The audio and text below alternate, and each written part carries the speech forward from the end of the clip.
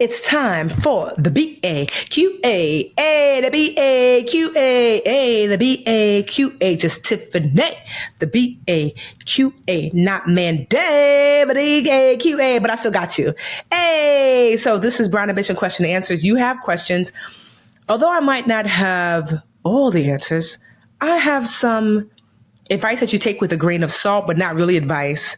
It's just, I'm just sharing.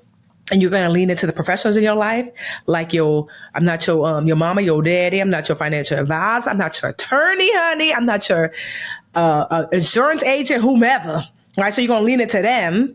But I'm just a smart brown girl that knows some brown girl things. Okay. Okay. So go to your grandma, not us. All right. So if you have a question, that you want to submit, a question about business, about personal finance, about career, money, go head on over to our Insta, Brown Ambition Podcast, and you can DM us and you can also email us by going to brownambitionpodcast.com and click contact us. Okay. All right. So let's get started. 2 questions. Quick question from Anonymous. I'm going to call you Universal. She said, hey, ladies, quick question from Anonymous. Thoughts on transferring funds from my kids' college fund, which is a 529 plan, into their index universal policy. Thinking I may get more bang for my buck. Appreciate all that you do. Keeping amazing. Girl, first of all, I hate the fact that you have an index universal insurance policy. They got you good. Here's the thing. I'm going to take it from the word of Get Go Money, my New York Times bestseller that has sold over 270,000 copies. And so I personally introduced, if you have this book, go ahead on and turn to the Get Good with Insurance chapter. And we're going to run on the page of 246 that I interviewed my financial advisor for this and other financial advisors, but especially Anjali. So there are 2 core types of insurance policies for all those listening, including Universal, who just hit me up, right? So term is for a specific term, number of years, for example, a 30-year policy, or 20-year policy, you can get for a specific term of time, and term is traditionally cost less money than the second type of policy, which is a permanent insurance policy, often referred to as whole life or universal, which is what you shared. Now, whole life, it never expires. It's a policy for which you have monthly payments until your death, at which time your beneficiaries will see the full amount of the promised policy. It's structured differently than term. And so you get life insurance benefits. You can also access the cash you put in. Now, here's kind of like what they sell you on. Now, here's the thing. I want you to take a step back. On the surface, it's like, well, duh, I should get permanent because I want to keep paying. So that way my beneficiaries will get it even if I live past the 30 years. So on the surface, it seems like permanent or whole life or universal sounds great. Now, remember, I'm not telling you what to do. This is not financial advice. This is just what I'm doing for my life. AKA, child, don't play yourself. Now, term on the surface doesn't sound as great. Oh, it's only 30 years. But here's the thing. Insurance is not a money-making tool. Finna say it again. Insurance is not a money-making tool. It's a protection tool. But the life insurance companies have bamboozled, tricked, and lied to y'all to get you to look at life insurance as a potential money-making tool. It's not. Think about your car insurance. You make money off your car insurance, sis? You don't. What about pet insurance? You mad that Fluffy is still alive? You make money off your pet insurance? You don't. What about home insurance? You make money off your home insurance? You don't. Insurance is there to protect you, not to make money off of. But they have figured out with life insurance how to trick you into thinking you should make money off of it. Here's the thing. High key, low key, you don't make no money off of. Even universal, there's no money to be made. So I'll give you an example. 40-year-old woman, non-smoker, if she was going to get a 30-year term policy, for about $1 million 30-year term policy, about 40, you're looking at about 40 or 50 bucks a month. That means within the 30 years, between 40 and 70, if she passes away before she reaches 70 years old, $50 a month is what she's going to be paying monthly. And then that $1 million will go to whoever her beneficiaries are. Those are the people that you signed out, your sister, your cousin, your mother, your kids, whomever, your husband, your partner, whoever, right? For about $40 to $50 a month for a term 30-year policy for a healthy 40-year-old woman. Guess how much a $1 million policy for Universal will cost you on average? About $740. You would have to pay an additional $700 a month. You know what? Y'all gonna make me mad. I'm gonna do the math. Child, I'm gonna do the math. Where's my calculator? This is how they be getting you, child. And you're an insurance agent talking about, Tiffany, shut up. For real. Because you guys should be ashamed of yourself. 700 times 12, 8,400. Additionally, a month that you'd have to pay just to get that same $1 million policy. Por qué? Why? Why? That's ridiculous. You know, the only person that really benefits from a universal policy is the person selling it to you. They eat a good honey off you. That's why the agents be so mad when I be talking. Go ahead, argue with your grandma, not me, because I blocks honey. So you don't slide in my DMs with the yang. Right?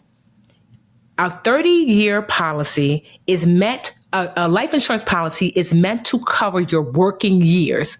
So y'all know my husband passed away. He had a life insurance policy, a few of them, through his job, but also he had an external one. Guess what? He was 41 years old. It covered his working years. And so now, because he's not here, he provided for myself and my stepdaughter, Alyssa. Because that's what life insurance is supposed to be for. It would have expired when he was like 70 or 75. By then, Alyssa would be a grown woman, maybe with kids and a partner of her own. So certainly, life insurance at its bare core is supposed to provide for the people that you are currently providing for in your working years. I'm going to say that again for the people in the back. Life insurance is supposed to provide for the people you're currently financially providing for in your working years.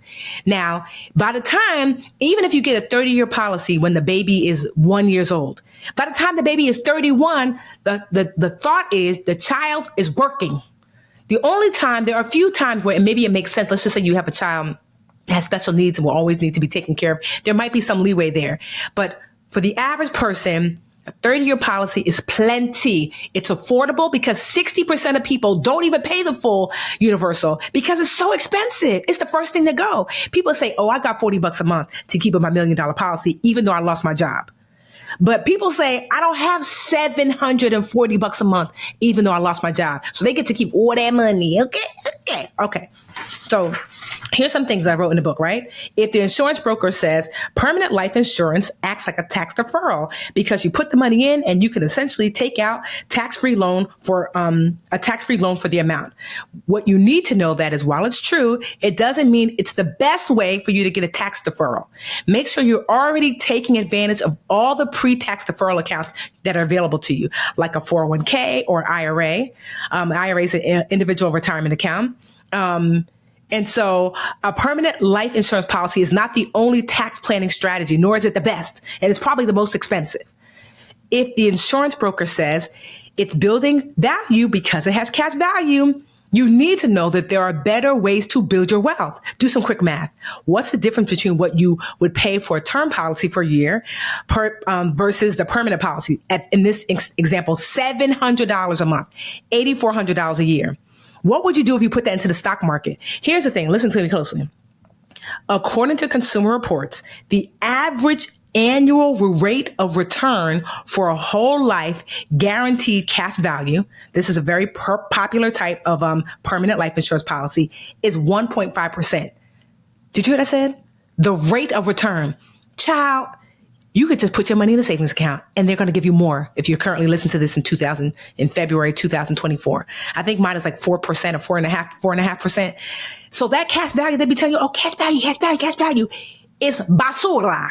If you're my Spanish friend, you know I say garbage. 1.5%. And that's not, I didn't say that. Don't be mad at me. Consumer Reports said it. That is the average rate of return. 1.5% says. All that money that you're putting up for 1.5%. Meanwhile, the market in the last 30 years has yielded on average 7 to 8%. In the last 100 years, 10%. So you could have taken that $700 monthly, put it into the market, and got on a conservative 7% return over the next 10 years or so. Child. But you want your 1.5% because it's cash value. That's how they get you. That's how they get you. And so I made a mistake. I said before that 60% of people don't pay. That's not true. According to the Society of Actuaries, 45% of whole life insurance policyholders surrender their policy, which means stop paying, within the first 10 years. Ooh, that means about half of the people with the most popular type of permanent policies, whole life, pay all these big premiums and never see a return. Child. Why? You'll hear like insurance brokers will say something like, you'll have this benefit that you can provide to your children no matter what. Even if you don't have other assets, they get this life insurance policy from you. But you need to know that this guarantee comes at a significant cost that for most people doesn't make sense because your children are here now. You want that $700 for them later or now, monthly. You know what I mean? Like you could be putting that money up, so I just want you to understand that for you, universal, that, I see you already have a universal life insurance policy for your kids. Consider term life insurance. Now, here's the thing. Life insurance is certainly a way for you to pass on wealth. So let's just say you've done all the other things. You've maximized your 401k, maybe you have a Roth, you're investing in the market. You're doing all these other maximizing things when it comes to your money because you sat down with a financial advisor. And then you've done all the things and you're like, okay, I want to leave wealth to my family. Like, for example, when my husband was here, I still have my term policies and my financial advisor asked me if I wanted to cancel them because now he's not here and they're multiple seven figures. And I said no, because the cost is nominal to me for the years, maybe $1,500 a year, not a month, a year. And it would leave my current family with multiple seven figures that's going to go to a trust, and the trust will dispense it to my current family. Now, I don't have to do that because guess what? I am not financially taking care of my sisters and my nieces and my nephews, but it is a way to pass along wealth.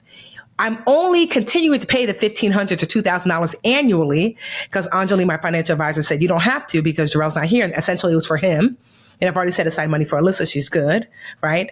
But because I already maximized every other area, to me, it's worth it as an additional way to pass on wealth to my family.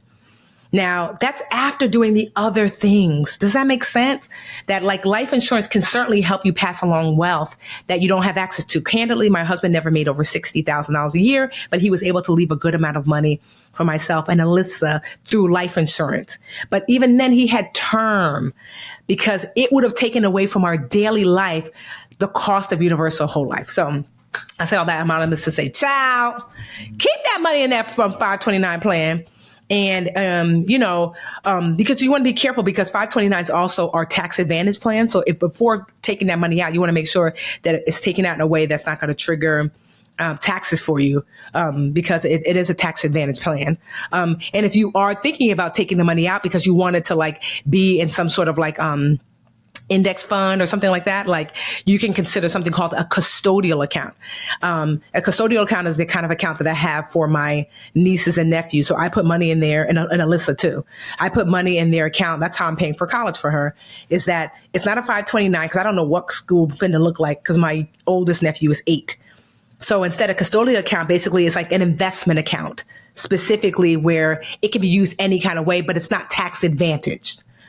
But I'm willing to do that because I don't know what school is going to look like. The youngest niece is Mimi is 6. That means Lily is 5, right? So I don't know what school is going to look like in 12 years or whatever. But I have custodial accounts for them. So yeah, this is why asking for help, and I'm so glad you wrote in anonymous. It's really important when it comes to your personal finances because you want to make sure that you're maximizing your money, it is certainly we're here to look after our future, but not completely at the cost of our current life now, and that's a really big price to pay for a very little payoff. Does that make sense? I hope it does. Okay. All right. All right, we're going to take a quick break. And when we come back, I'm going to take my second question. We are back and blacker than ever. All right, so I've got an email from, girl, you didn't say to keep your name anonymous, but I feel like it's a little personal, so I'm going to call you Lily. Okay, Lily?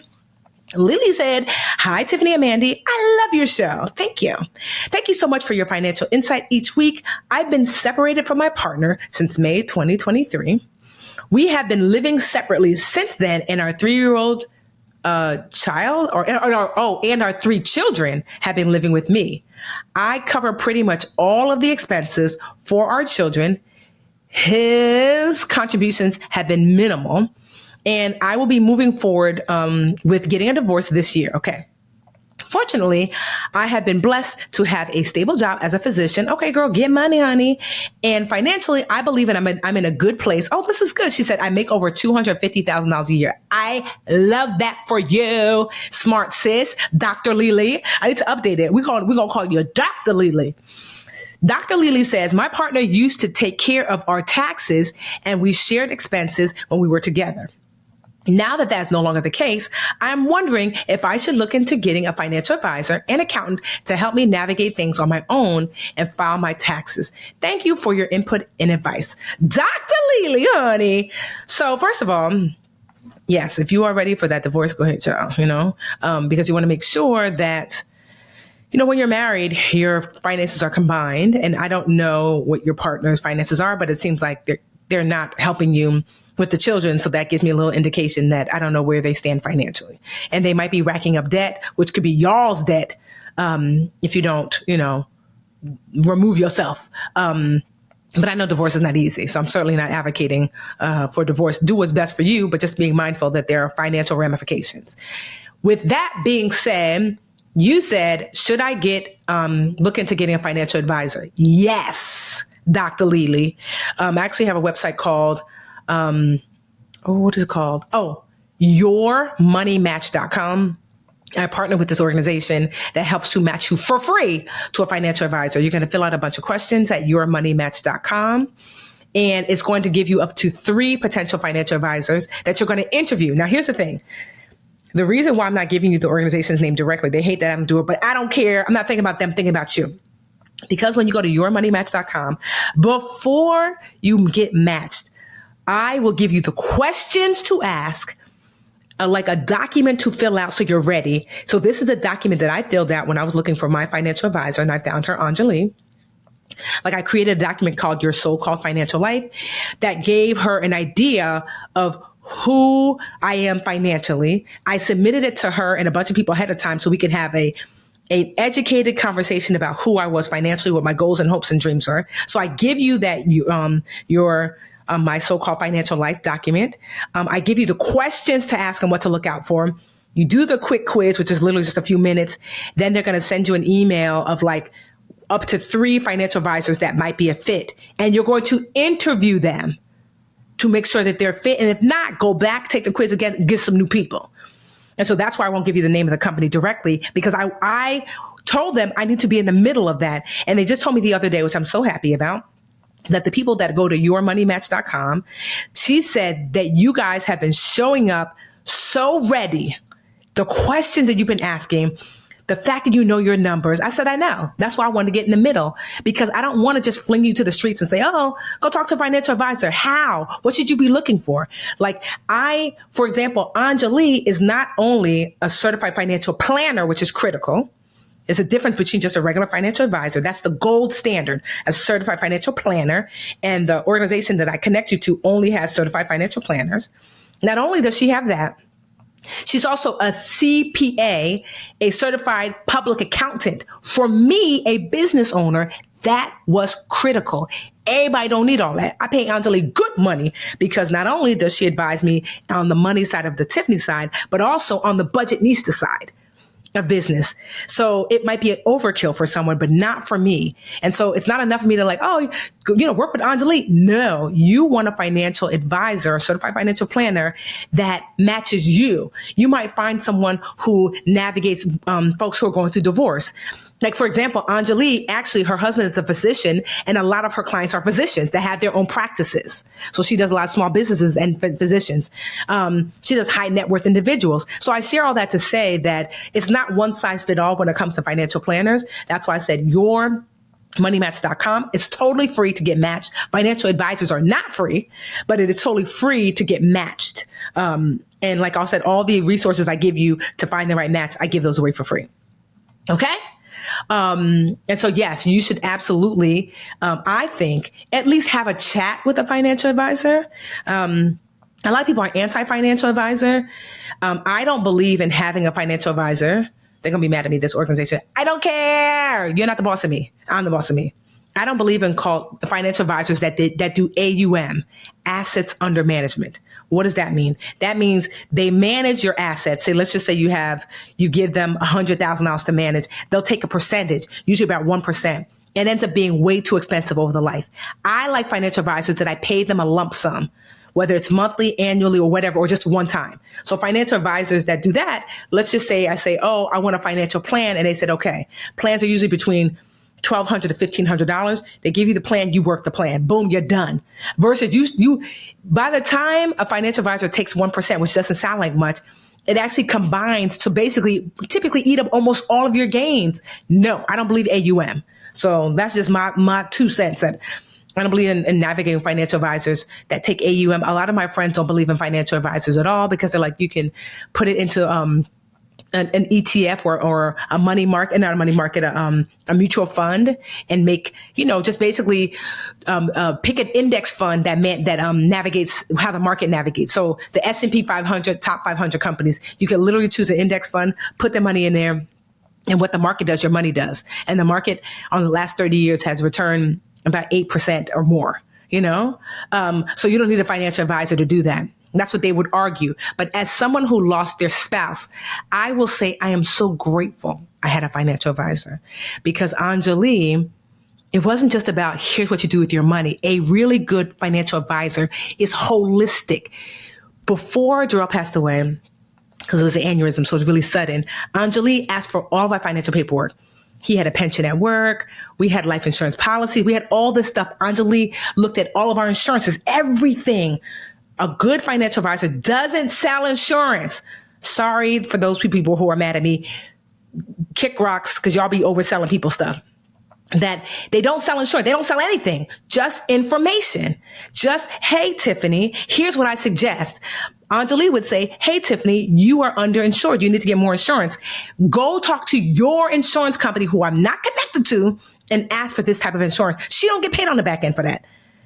Because he who pays the piper determines the tune. What does that mean? That means if Anjali got money from the insurance company, she gonna do what they want. Anjali gets paid by me, so she do what I want. Does that make sense? So I don't want nobody who's getting no back end money from like people that they're upselling me to. That's how them doctors, like all those pharmaceutical. One of my friends used to be like the pharmaceutical reps. They be getting the doctors all these free stuff, and the doctor got you on lycopene, promazepam, all this stuff. Meanwhile, you got a stomach ache because the doctor getting some kickback. Y'all know y'all be doing that. Not you, Dr. Lily. I'm sure you're great. But I'm saying, I know how you have some doctor friends that be writing all them prescriptions, And so he who pays the piper, who is paying your financial advisor? You? I pay Anjali monthly on a 1 year, what's it called? It costs me 1 year, and I pay her a lot because she does me and the budgetista. So high end, which is I think I pay her like $15,000 a year. That's a lot. On the typically lower end, you're looking at about $5,000 a year, But then you can also pay hourly, which a friend of mine just meets with her financial advisor, like twice a year, and she pays hourly, and you could just pay for a project. Like, help me create this whatever plan, and maybe that's like $1,500. So pay up front, no AUM. These are just like, I'm not giving you financial advice. I'm just saying what I did. And, use the free tools that I've given you to help map out the right person. And filing your taxes, I don't know if you have your own business or as a physician, whatever. But yes, having not no H&R Block. Sorry. I'm sorry if they was ever going to sponsor us, but don't do that. Go ahead to regular accountant, and yes, you let them file your taxes. Taxes usually be about maybe between $600 to $1,000 to have your taxes filed, because you just want to make sure you have all your stuff in a row. So asking for help is never a bad thing. Sometimes it does cost to pay for it. Okay. And yeah.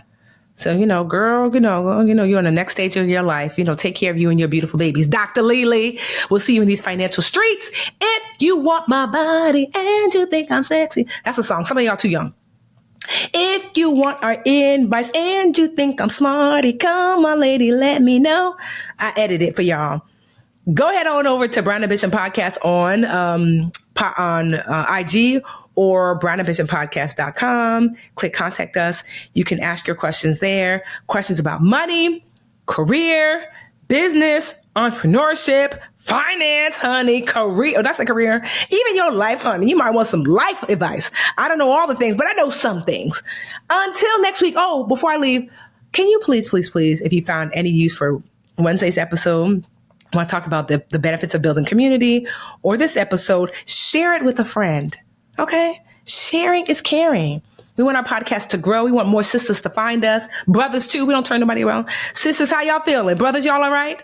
And please leave us a review wherever you listen to the podcast. That helps for us to get more people listening. All right. Until next week. Bye, y'all. And send your love to Mandy, too. Bye, y'all.